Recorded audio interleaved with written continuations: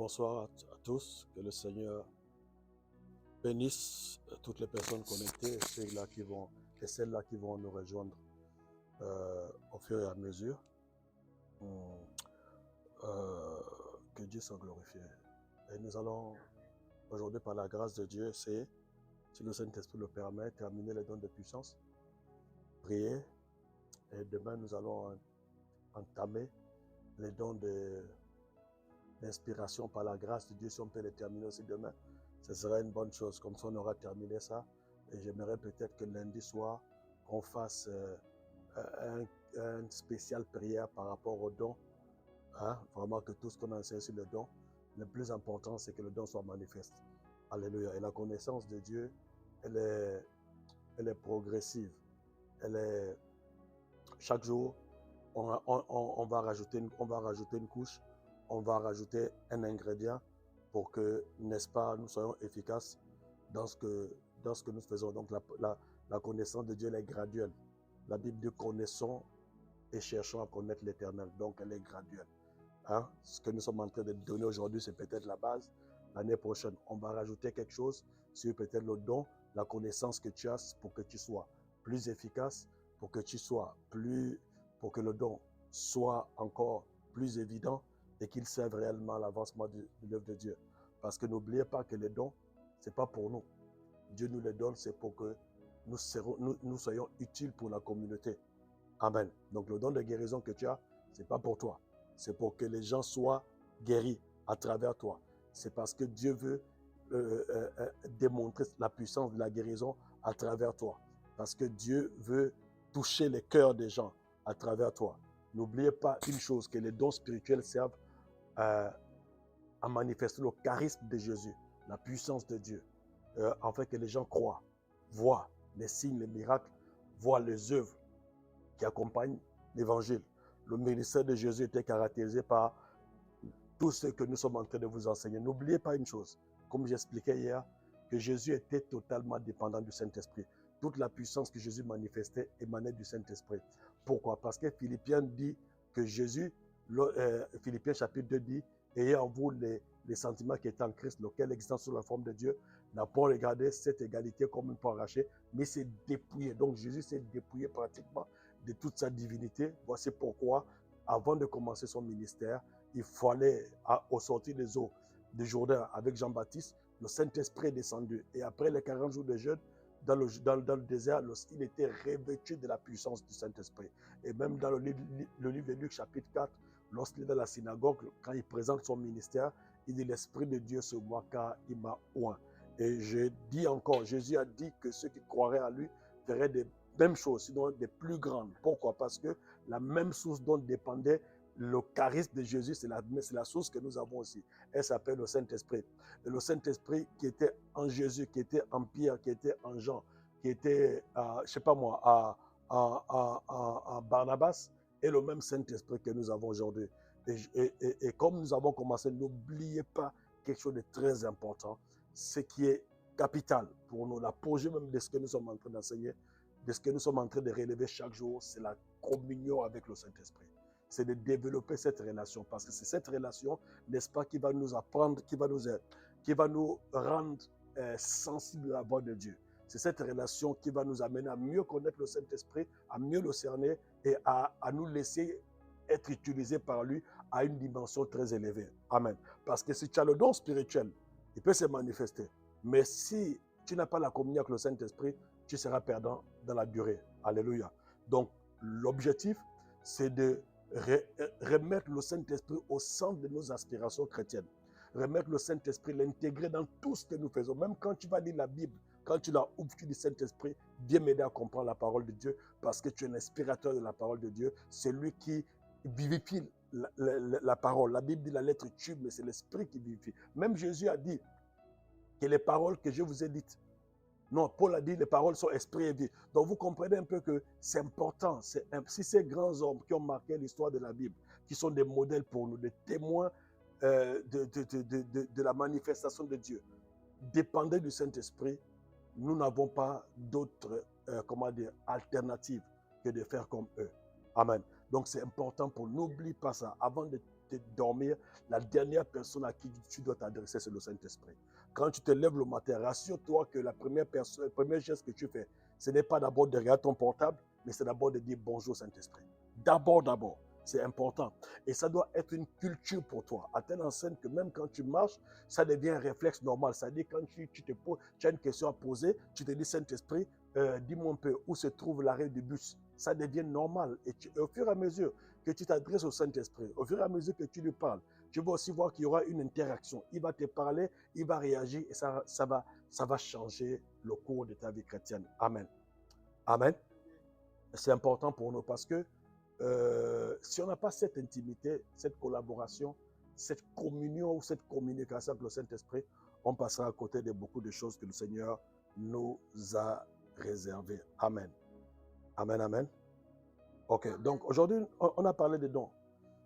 Je vais vraiment tout faire pour qu'on termine les dons de puissance aujourd'hui. Demain soir, par la grâce de Dieu, que Dieu m'en donne la force parce que je suis fatigué. Ça fait combien de jours qu'on est là? Combien de jours, soit? Nous sommes au 24, 26e jour que je parle tous les jours comme ça, c'est pas évident. C'est pas facile. Les gens qui prêchent, ils savent que c'est pas facile ce qu'on fait là. 26 jours d'affilée, c'est pas facile, hein? Donc, mais le Saint-Esprit me fortifie et c'est par sa pure grâce et par sa force que je suis debout. Alléluia. Donc, demain, j'aimerais vraiment terminer sur les dons spirituels par la grâce de Dieu. Et lundi, on va se connecter pour un spécial prière. C'est-à-dire que spécial activation des dons, spécial activation de dons, spécial aspiration des dons spirituels, spéciale manifestation. Il faut que le feu de Dieu descende et que ta vie ne soit plus jamais la même. Amen. Amen. Donc hier nous avons parlé du don de foi, aujourd'hui je vais parler du don de guérison. Donc le don de guérison, nous avons notre référence de base, c'est 1 Corinthiens chapitre 12. Retenez que le don a été défini par l'apôtre Paul dans le livre des Corinthiens, chapitre 12 à partir du verset 7 comme étant la manifestation de l'esprit. Il dit, or à chacun, la manifestation de l'esprit est donnée pour l'utilité commune. Et non seulement le don est la manifestation de l'esprit pour l'utilité commune, mais le don est aussi un cadeau que le Saint-Esprit nous octroie lors du baptême du Saint-Esprit afin que nous puissions, n'est-ce pas, démontrer, manifester la puissance de Dieu. Et chacun de nous reçoit des dons le jour du baptême du Saint-Esprit. Dans sa souveraineté, il les distribue, il les octroie à chacun selon qu'il le veut, selon qu'il a choisi. Et il n'y a pas de petits dons, il n'y a pas de grands dons. Si vous regardez bien, que tous ces dons-là, n'est-ce pas, sont premièrement, je vais dire qu'ils sont égaux, mais sont complémentaires. C'est-à-dire que tu peux avoir l'excellence de la prophétie, tu peux avoir l'excellence de la parole de connaissance, mais s'il y a un malade devant toi, à côté de toi, et que tu n'as pas le don de guérison, tu auras besoin de quelqu'un qui a le don de guérison. Alléluia. C'est comme tu peux avoir un don de miracle extraordinaire, mais si tu n'as pas, tu auras toujours besoin de quelqu'un qui a un don de prophétie, soit des paroles de connaissance ou de sagesse. On est tous complémentaires, c'est l'objectif. Il n'y a pas quelqu'un qui soit plus grand que l'autre. C'est-à-dire que je vais commencer à envier le don de l'autre parce que non, il prophétise. Non, il peut prophétiser, moi j'accomplis des miracles. Alléluia. Amen. Le plus important, c'est d'abord d'apprécier ce que Dieu t'a donné. Et deuxièmement, d'aspirer pour combler un vide. Si tu sens qu'il y a un vide dans l'église, aspire à ce don. Puisque 1 Corinthiens 14 dit, aspirer au don spirituel est le meilleur. Et il dit que ce soit non pas l'utilité commune, que ce soit pour l'édification de l'église que vous cherchez à posséder ces dons-là en abondance. Donc ça, c'est très important. Je suis obligé de revenir sur ça parce que ce sont des bases. Et j'aimerais que ça reste à nous. Donc nous avons vu les 3 dons de révélation, qui sont la parole de sagesse, la parole de connaissance, la parole de sagesse et le discernement des esprits. Deuxièmement, nous sommes en train de voir les dons des puissancières qui sont le don de foi, le don de guérison et le don des miracles. Donc ce soir, je vais vraiment aller vite. On va. Donc permettez que je ne donne pas beaucoup d'exemples pour qu'on puisse, n'est-ce pas, terminer la série des dons de puissance aujourd'hui, pour qu'on enchaîne avec les dons de révélation demain. Et lundi, c'est explosion dans la prière. Amen. Parce que dimanche, on a culte. Donc le don de guérison fait partie des dons de puissance. C'est un don, comme nous avons dit, que les dons de révélation sont les dons qui révèlent et les dons de puissance sont les dons qui accomplissent. Donc, c'est un don de puissance, fait partie des dons d'accomplissement. Le don de guérison, on va dire quoi? C'est la capacité de guérir surnaturelle que possède que le Saint-Esprit octroie à un chrétien. C'est une capacité de guérir surnaturelle que le Saint-Esprit octroie à un chrétien. Maintenant, il faut déjà savoir que tous les chrétiens peuvent prier pour les malades. Tous les chrétiens ont le droit de prier pour les malades. Oui, la Bible dit, Marc chapitre 16, voici les miracles qui accompagnent ceux qui auront cru. Dans la liste énumérée par Jésus, on n'a pas dit voici les miracles qui accompagnent ceux qui auront le don de guérison. Non, ceux qui auront cru. La Bible dit, ils chasseront le démon, ils poseront les mains aux malades et les malades seront guéris. Donc, chaque chrétien, que tu sois bébé spirituel, que tu sois adolescent, que tu sois adulte, que tu sois vieillard, nous avons le pouvoir qui nous octroie la parole de Dieu de prier pour les malades et avec la foi que nous avons, nous prions pour les malades et les malades sont guéris. Maintenant, donc, si tu vois quelqu'un à tes côtés, ne cherche pas d'abord quelqu'un qui a le don de guérison, mais tu peux prier pour un malade et il sera guéri. Alléluia. Amen. Maintenant, le don de guérison a une particularité. Sa particularité, c'est que ce don est un don qui se manifeste de diverses manières, dans le sens que on ne parle pas du don de guérison, mais on parle du don de guérison. Donc, il a une forme plurielle. C'est-à-dire que deux personnes peuvent avoir le don de guérison, mais ce don peut se manifester de différentes manières. C'est-à-dire, j'explique ça simplement. Moi, j'ai le don de guérison, soit dans le don de guérison, mais je peux avoir une particularité, c'est-à-dire que mon don a une influence directe, par exemple, sur les aveugles. Ou sur, par exemple, les gens qui ont des problèmes, des mots, par exemple, comment on appelle, des mots articulaires, par exemple. Ces gens qui ont mal aux articulations. Lui, il peut avoir le même don de guérison, mais sa particularité peut être différente. Amen. Donc, c'est important. Il faut le savoir. C'est-à-dire que moi, j'ai vu, par exemple, la fois passée, j'ai vu un homme de Dieu. Il a prié. C'est-à-dire que, qu'est-ce qui s'est passé? Il a fait une croisade d'évangélisation. Et il connaissait comment fonctionnait son don de guérison. Qu'est-ce qu'il a fait? Il a appelé que les aveugles. Il dit, les aveugles, venez. Il y avait 19 aveugles. Il a prié pour les 19 et les 19 aveugles ont été guéris. Maintenant, quand il fallait prier pour les paralytiques, il appelait notre homme de Dieu. Il a dit non, ça, ce n'est pas ma particularité. Mon don de guérison, quand ce sont les aveugles, c'est ça. Donc, j'ai pu, n'est-ce pas, j'ai pu répertorier et repérer ma particularité dans le don des guérisons. Donc, il est important pour nous de prier pour connaître notre particularité. Et c'est au fur et à mesure que tu vas exercer le don de guérison que tu vas te rendre que quand tu pries pour telle catégorie de personnes, la guérison est instantanée. Ou quand tu pries pour telle catégorie de personnes, c'est quand même, soit c'est pas ça ou c'est pas ça. Et il y en a d'autres qui vont se rendre compte que quand tu pries pour telle catégorie de personnes, ça se manifeste facilement. Et l'autre, non. Alléluia.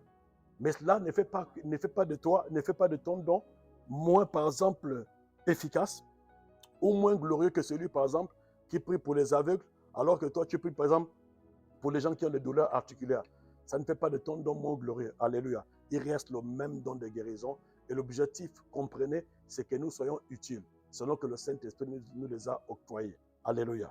Maintenant, on va rapidement voir quelques exemples de dons de guérison.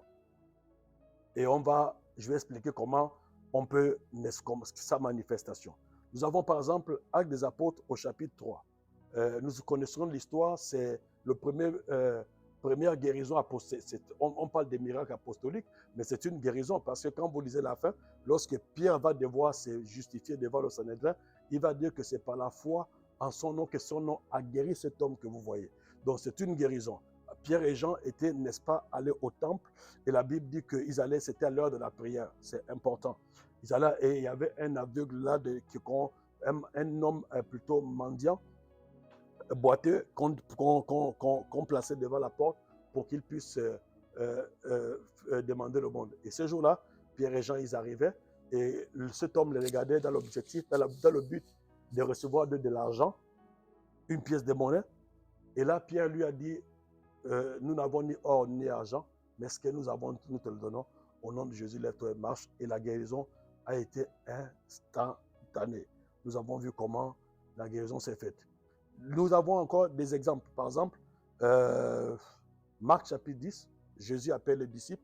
Il va leur dire, allez, prêchez, dites le royaume de Dieu est proche. Première chose, guérissez les malades. Allez guérir les malades. Et je vais encore revenir, insister dessus. Le Saint-Esprit insiste dans mon cœur que n'oubliez pas que le Saint-Esprit qui utilisait ces hommes pour guérir les malades est le même Saint-Esprit que nous avons. Donc lorsque nous sommes en face des malades et nous savons que nous avons le don de guérison, il faut l'exercer. Et vous allez remarquer une chose, c'est-à-dire que plus souvent le Seigneur va attirer à vous des gens, n'est-ce pas, qui ont besoin de la grâce qui est sur votre vie.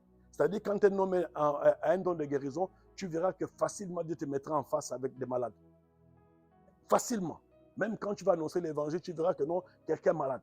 Parce que Dieu veut que tu pries, que tu démontres sa puissance de guérison par le don que Dieu t'a donné. Alléluia. Amen. Regardez, je vais lire quelque chose. Là, je vais lire Marc chapitre 6. Marc chapitre 6.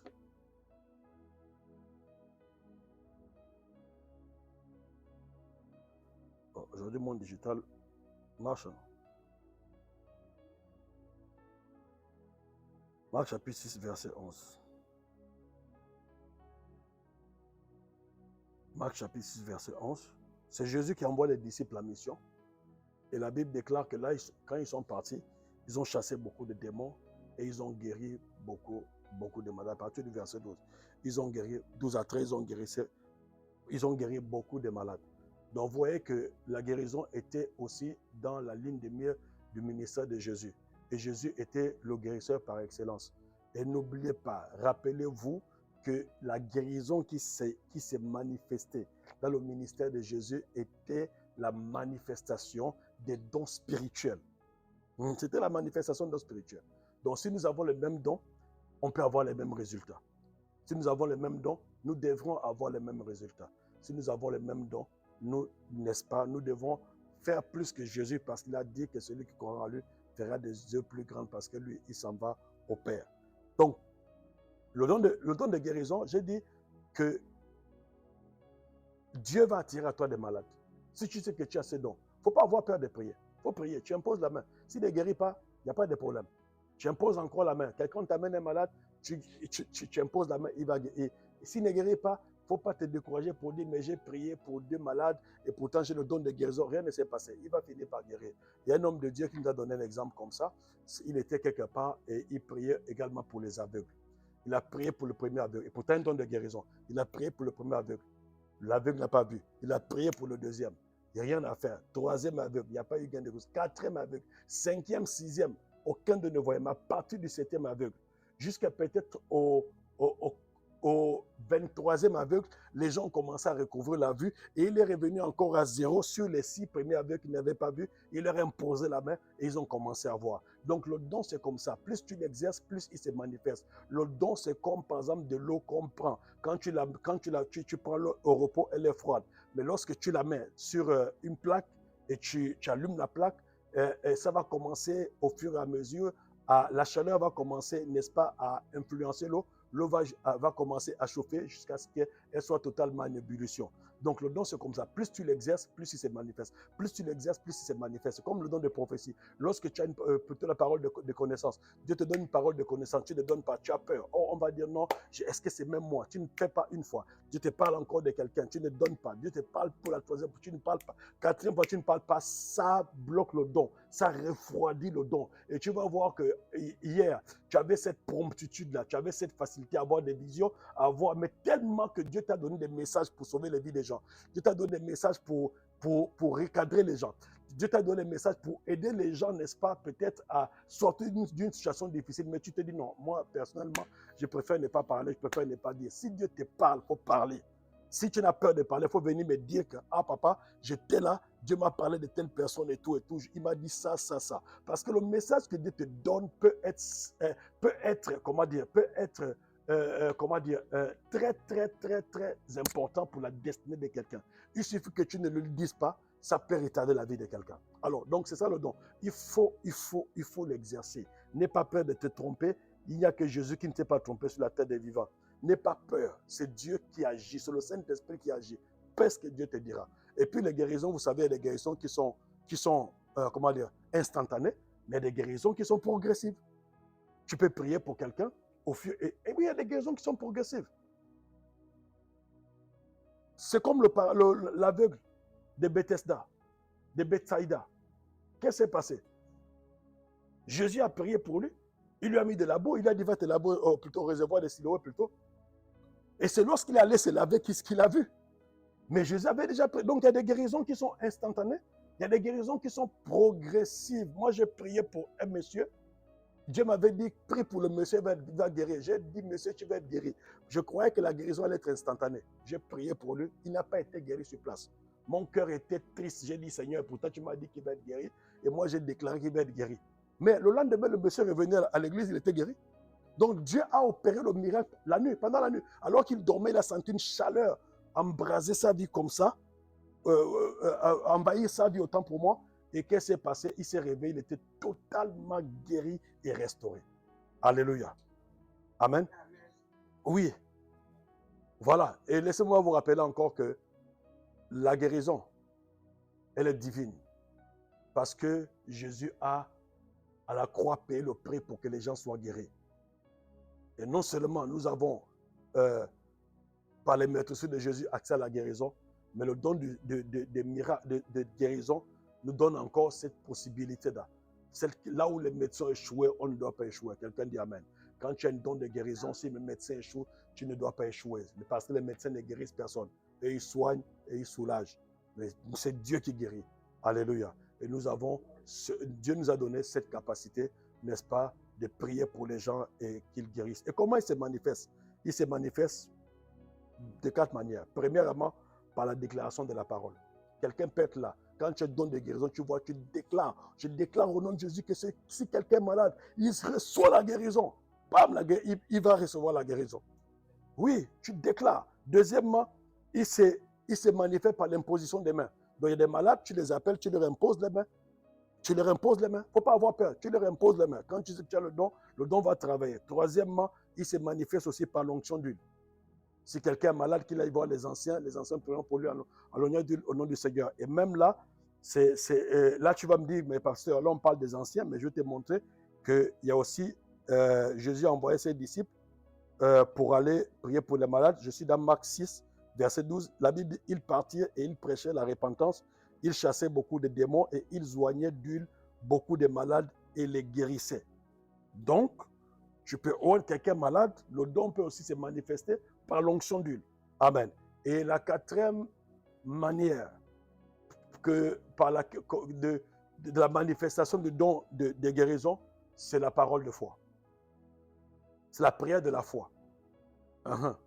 Oui, quand vous lisez Jacques, la Bible dit, si quelqu'un est malade, qu'il aille voir les anciens de l'église, les anciens prieront pour lui au nom du Seigneur, et la prière de la foi guérira le malade. Alléluia. Donc, déjà, quand tu as un don, tu deviens quelqu'un de surnaturel.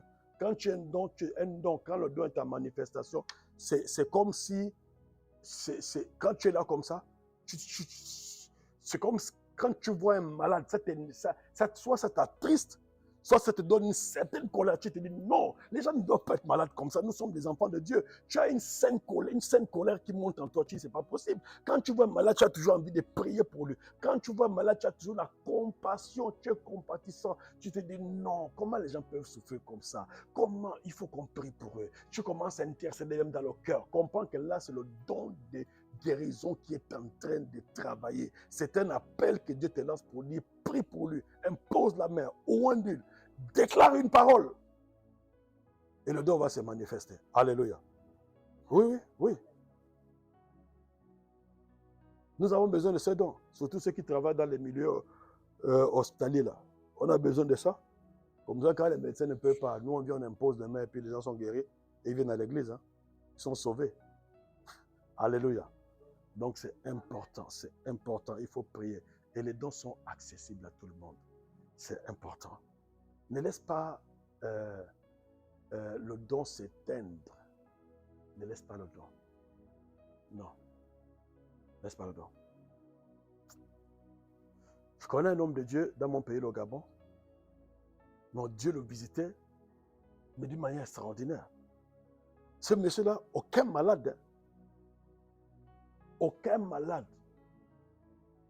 pour qui il a prié ne pouvait ne pas être guéri. Dieu l'utilisait tellement qu'à un moment, lui-même l'a dit à Dieu que non, Seigneur, c'est trop. Baisse un peu. Ah bon? Dieu aussi a baissé la fréquence. Aujourd'hui, maintenant, il a du mal même à voir un résultat. Il n'avait pas compris que c'était la grâce de Dieu et que Dieu voulait l'utiliser dans le domaine de la guérison. Amen. Donc, s'il y a un don que tu ne manifestes plus, tu sais que tu as ce don, s'il te plaît, fais attention à ne pas laisser un malade passer à côté de toi sans lui imposer la main. Quand tu peux. Quand tu sens que, comme je dis, il y a toujours un appel, tu sens que tu es compatissant. Tu compatis pour les malades. Ou alors, secondement, tu sens un feu, une saine colère. C'est-à-dire, quand tu vois un malade, ça t'énerve, tu te dis non, c'est pas possible que cette personne, elle doit être guérie. Sache que c'est une interpellation. Dieu t'appelle. C'est l'une des manifestations du don de guérison. Alléluia. Amen. Ok, je vais passer rapidement au don des miracles. En tout cas, vous allez voir que les dons, par exemple, des révélations sont, interdépendants des uns des autres. Vous allez voir que le don de la foi, le don plutôt le don de puissance, sont aussi, il y a toujours une similitude. Amen. Parce que si tu n'es pas aguerri, tu peux confondre entre le don de foi et le don des miracles que nous allons voir là. Rapidement, 5 ou 10 minutes, j'explique ça. On prie et on clôture sur les dons de puissance. Donc déjà, notre texte de base, c'est 1 Corinthiens chapitre 12 à partir du verset 7. Or, à chacun, la manifestation de l'Esprit est donnée pour l'utilité commune. Après, on cite les dons. À chacun est donné par le même Esprit, miracle, foi, prophétie, parole de connaissance, parole de sagesse et consort. C'est notre texte de base maintenant. Et la Bible dit, donc je veux dire, un miracle, c'est une intervention surnaturelle dans un circuit ordinaire.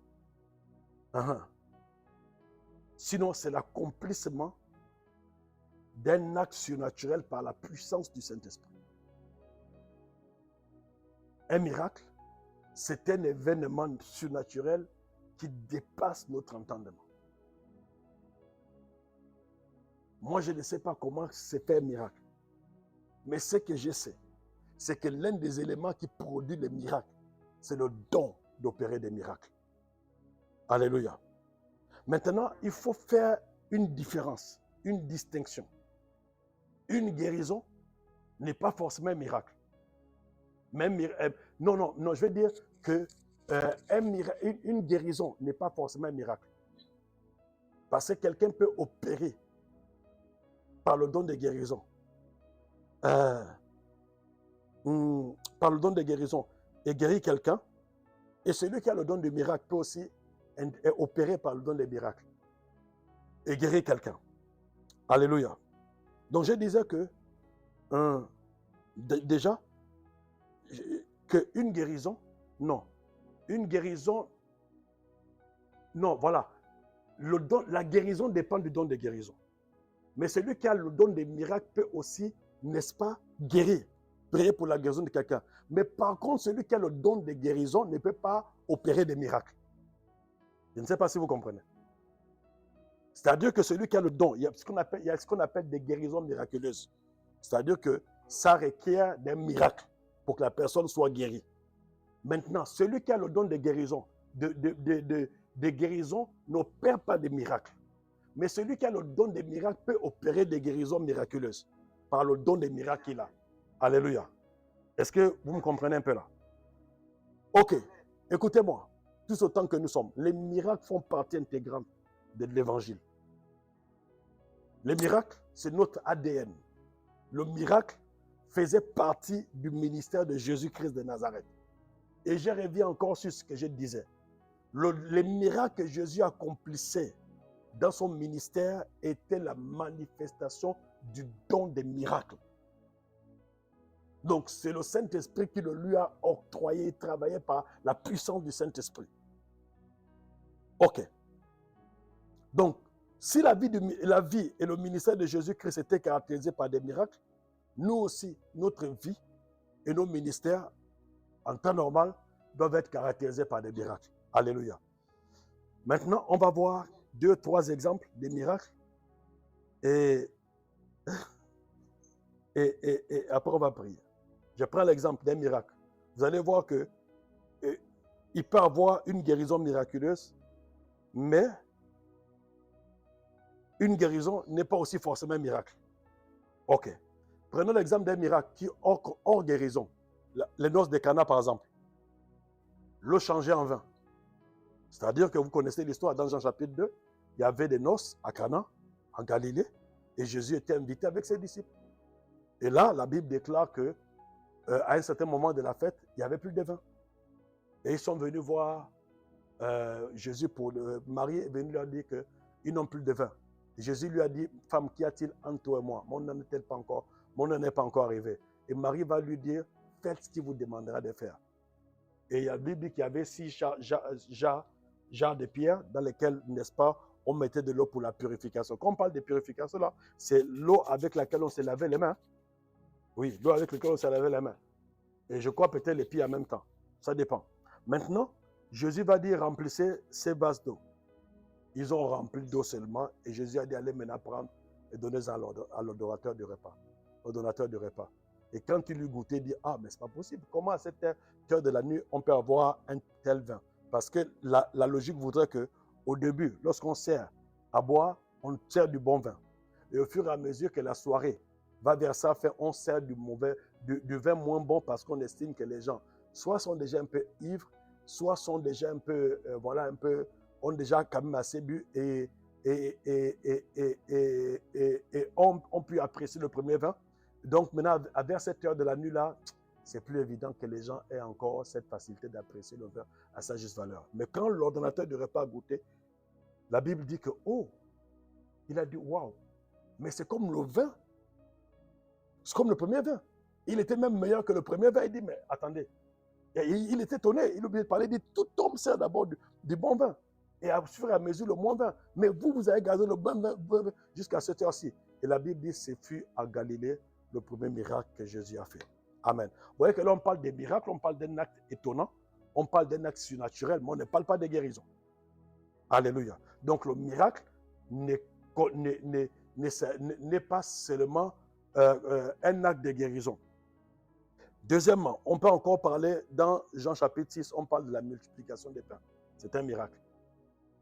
Où Jésus était avec la foule dans un endroit désert et il n'avait pas à manger.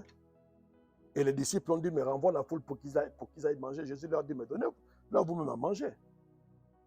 Et il pose la question qu'avez-vous aussi. Ils disent qu'il y a un jeune homme ici qui a 5 pains et puis qui a 2 poissons. Et Jésus, après, il a juste rendu grâce à Dieu. Et ils ont commencé à distribuer. Donc, il y a eu une multiplication des pains. Ça, c'est un miracle. Alléluia. Prenons un exemple encore. Il y a beaucoup de miracles que Jésus a accomplis, par exemple, des résurrections des morts. L'enfant, plutôt la fille de Jairus, le chef de la synagogue juif. Jairus, son enfant est mort, il est venu appeler Jésus. Il est venu appeler Jésus. Et Jésus est parti avec lui. Et quand Jésus est arrivé, tout le monde avait déjà, la mort avait été constatée. Et Jésus arrive et dit, pourquoi pleurez-vous, l'enfant dort? Ils ont dit, mais ça c'est quoi ça? Lui là, c'est quel fou qui vient d'arriver encore ici. Et Jésus fit sortir tout le monde. Il a pris juste Jean, Pierre et Jacques. Et quand il est arrivé, il a prié pour la fille. Il a dit, jeune fille, lève-toi. Talita koumi. La fille s'est levée et Jésus la leur a présenté toute vivante. Et là, c'était extraordinaire. C'était un miracle, un acte éclatant, un acte glorieux. Amen. Nous avons encore beaucoup d'exemples, comme par exemple Tabitha, Dorcas que Pierre a ressuscité, n'est-ce pas? Tout ça, c'est des miracles. Donc, en conclusion, le ministère de Jésus était aussi un ministère plein de miracles, plein de signes, plein de prodiges. Et vous allez voir que quand vous lisez Actes des Apôtres chapitre 2, lorsque Pierre, n'est-ce pas, est en train de faire son discours, n'est-ce pas, il va leur dire que non, ces gens ne sont pas ivres, mais c'est ce qu'a promis le prophète Joël, la prophétie de Joël qui vient de s'accomplir, car dans les derniers jours, a dit Dieu, je répandrai de mon esprit sur toute chair, vos fils et vos filles prophétiseront, vos jeunes gens auront des visions et les vieillards auront des songes. Il dit oui, sur mes serviteurs et mes servantes, je répandrai de mon esprit. Et là, il y aura des prodiges dans les cieux et il y aura des miracles sur la terre. Alléluia. Il y aura des miracles. Amen. C'est pas, le temps des miracles n'est pas passé.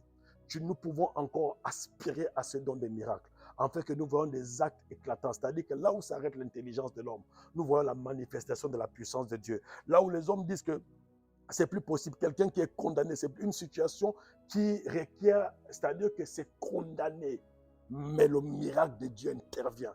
Dieu est un Dieu de miracles. Et non seulement Dieu est un Dieu de miracles, le Saint-Esprit nous a donné au sein de l'Église le don des miracles. Je ma prière ce soir est que Dieu t'octroie par son esprit ce don, afin que tu sois un homme d'exploit, un homme de miracles. C'est-à-dire que partout où tu passes, qu'on vienne te chercher, parce qu'on sait que quand tout est fermé, toi tu peux venir avec le don des miracles pour accomplir des choses glorieuses. Que Dieu te donne ce don des miracles. Au nom de Jésus. J'ai dit que Dieu te donne ce don des miracles. Si tu dis Amen, tu le reçois maintenant au nom de Jésus. J'ai dit que Dieu te donne ce don des miracles. Tu ouvres ton micro, tu dis Amen, tu reçois ce don par la puissance du Saint-Esprit maintenant au nom de Jésus. Seigneur, je prie que tu répandes ce soir le don de la guérison sur chacun de nous. Que nous voulons être des guérisseurs attitrés, Seigneur. Oui, nous voulons être au-dessus de la médecine. Là où la médecine s'arrête, nous, on démontre la puissance de Dieu. Nous voulons, à travers les armes, les guérisons, les miracles, les signes, les prodiges, gagner l'humanité pour Jésus-Christ. Gagner l'humanité pour Jésus-Christ. Saint-Esprit, nous ne voulons plus prêcher un évangile philosophique. Nous ne voulons plus prêcher la lettre, mais nous voulons prêcher l'esprit, mais accompagné des signes, des miracles et des prodiges, accompagné de la manifestation de l'esprit de Dieu, accompagné de la puissance de Dieu, accompagné de la gloire de Dieu pour authentifier le message de Jésus-Christ, pour authentifier l'action de Dieu, pour authentifier l'œuvre du Saint-Esprit dans nos vies. Seigneur, répands ces dons de puissance, répands ces dons de puissance ce soir, que tout cela qui les avait, Seigneur, oh Dieu, que tout cela qui avait ces dons et qui était affaibli, que le don soit ranimé au nom puissant de Dieu, que la flamme soit nouveau allumée, que la flamme soit allumée. Nous voulons parcourir, Seigneur, des lieux, des hôpitaux, des régions pour aller prêcher l'évangile, mais en démontrant la puissance de Dieu, le caractère de guérison de Jésus, le caractère de foi de Jésus, le caractère miraculeux de l'évangile. Makaria Soto, car il est écrit, ma prédication ne reposait pas sur le discours persuasif de la sagesse des hommes, mais sur un esprit de démonstration de puissance, Seigneur. Oui, nous voulons démontrer la puissance de Dieu. Saint-Esprit, je te prie ce soir, répands ces grâces, s'il te plaît. Répands ces grâces à ceux-là qui aspirent à ces grâces. Répands ces grâces dans leur vie, Seigneur. Oh Dieu, répands ces grâces, Seigneur, afin que l'Église soit une Église forte, une Église puissante, une Église glorieuse, Seigneur. Merci, Saint-Esprit, parce que tu es avec nous. Merci parce que les dons de guérison sont répandus, les dons des miracles sont répandus, le don de foi est relâché. Nous sommes des hommes et des femmes d'exploit à partir d'aujourd'hui. Nous sommes des hommes et des femmes de puissance. Nous sommes des hommes et des femmes démontrant la véracité du royaume de Dieu. Merci, Saint-Esprit. Merci, Seigneur. Merci, Seigneur.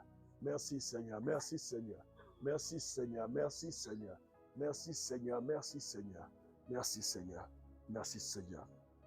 Au nom de Jésus. Au nom de Jésus. Amen. Ok. Ok. Écoutez-moi. Je donne la base. Et la suite, le Saint-Esprit fera. Alléluia. Demain, par la grâce de Dieu, les dons qui sont vraiment l'ont expliqué. C'est la parole de connaissance, parole de sagesse, discernement d'esprit et la prophétie. Le reste là, c'est en 5 minutes, j'explique avec des exemples. Parce que ça ne demande pas beaucoup de, comment on appelle ça, de définition. Amen. Ce que nous comprenons que c'est le don de guérison, le don des miracles, On a besoin de ça et on va l'exercer. Donc tu vas fermer tes yeux, je vais prier et nous allons clôturer. Cher Saint-Esprit, nous t'aimons et merci pour ta présence dans nos vies. Merci pour les dons que tu répands. Merci pour la grâce. C'est tout un privilège pour nous en cette fin d'année de te connaître, de marcher avec toi et de recevoir tes dons, tes charismes au nom de Jésus, afin que nous puissions être des éléments, des serviteurs utiles au Maître, démontrant ta gloire et ta puissance. Nous apprécions ta personne, nous t'aimons, nous apprécions ton miracle au nom puissant de Jésus, au nom puissant de Jésus, au nom puissant de Jésus-Christ de Nazareth, au nom de Jésus. Et le Seigneur est en train de me parler ce soir pendant que je suis en train de prier. Il y a beaucoup de personnes qui ont bloqué leur miracle financier. Le Seigneur me dit que j'ai vu dans une vision et Dieu me disait qu'il y a beaucoup de personnes qui ont bloqué leur miracle. Mais je parle de financier.